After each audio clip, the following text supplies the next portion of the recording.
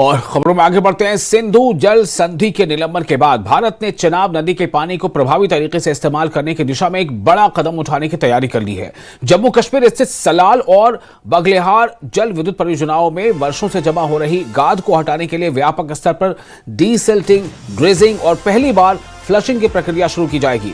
अब तक सिंधु जल संधि के प्रावधानों के चलते इन परियोजनाओं के निचले गेट खोलने पर कई तरह की लिमिटेशन थी और पाकिस्तान की आपत्तियों के कारण जलाशयों को इसकी पूरी तरह से सफाई संभव नहीं हो पाती थी। नतीजतन जलाशयों की भंडारण क्षमता लगातार प्रभावित हो रही थी। लेकिन अब भारत इन लो लेवल गेट्स को खोलकर तल में जमा गाद को बाहर निकालने की तैयारी में है। विशेषज्ञों का मानना है कि इस कदम से जलाशयों की जल संग्रहण क्षमता बढ़ेगी, बिजली उत्पादन में सुधार होगा और जल प्रबंधन अधिक प्रभावी बन सकेगा। साथ ही चेनाब के पानी का उपयोग देश हित में बेहतर तरीके से किया जा सकेगा। भारत की यह पहल न केवल ऊर्जा सुरक्षा को मजबूत करेगी बल्कि जम्मू कश्मीर क्षेत्र में जल संसाधनों के दीर्घकालिक संरक्षण और उपयोग की दिशा में भी महत्वपूर्ण साबित हो सकती है।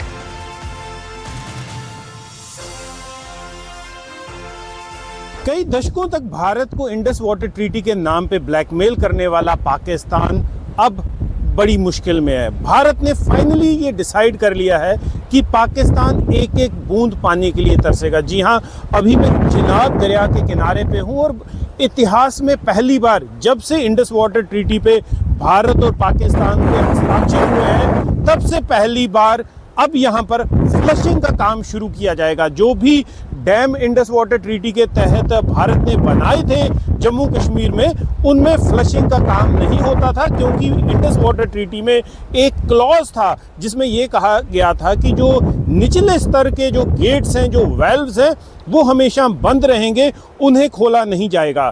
उसकी वजह से क्या होता था कि जब भी सिल्ट और जो भी मलबा था वो टाइम टू टाइम इन डैम्स के नीचे जमा होता रहा, जिससे पानी का जो स्तर था वो कम होता रहा क्योंकि इस डैम के नीचे सिल्ट जमा होती रही और पानी का जो लेवल है धीरे धीरे ऊपर आता रहा।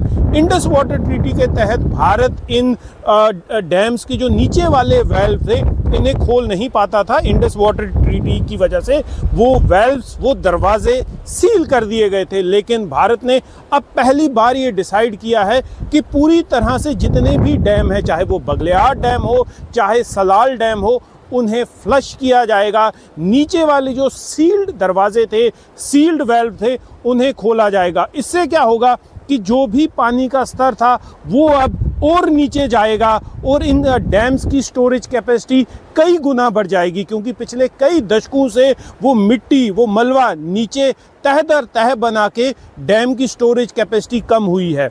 लेकिन अब जब ये फ्लशिंग की जाएगी, हालांकि ड्रेजिंग और डीसिल्टिंग का काम लगातार चल रहा है जब से भारत ने इंडस वाटर ट्रीटी को अबायंस पे रखा हुआ है, लेकिन पहली बार इंडस वाटर ट्रीटी के साइन होने के बाद और बगलेहार और सलाल डैम के बनने के बाद पहली बार फ्लशिंग का काम किया जाएगा। अगले कुछ दिनों में हमें बताया गया है कि वो गेट्स खोल दिए जाएंगे और जितना भी फ्लशिंग है वो किया जाएगा। उसके बाद डैम्स की एक तो कैपेसिटी बढ़ जाएगी और उसके बाद एक तो पानी की स्टोरेज कैपेसिटी बढ़ेगी, पावर जनरेशन बढ़ेगी और पाकिस्तान में जो पानी जाता था रन ऑफ ऊपर से, डैम के ऊपर से, उसमें भी बहुत हद तक गिरावट आ जाएगी।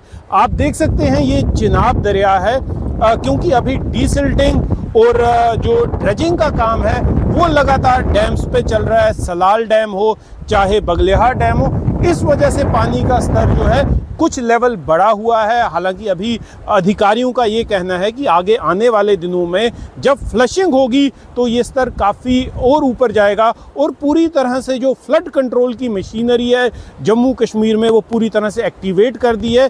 ये दर्शाता है कि भारत सरकार, प्रधानमंत्री नरेंद्र मोदी के नेतृत्व में जो उन्होंने फैसले लिए हैं किस तरह से ना सिर्फ जम्मू कश्मीर बल्कि पूरे भारत के लिए फ़ायदेमंद होंगे।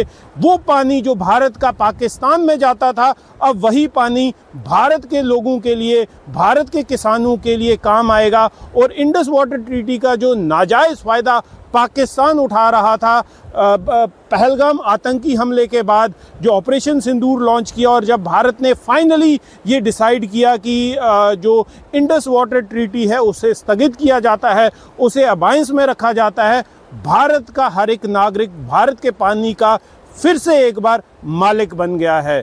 मैं नेटवर्क 18 के लिए तजिंदर सिंह सोडी, चिनाब के किनारे से।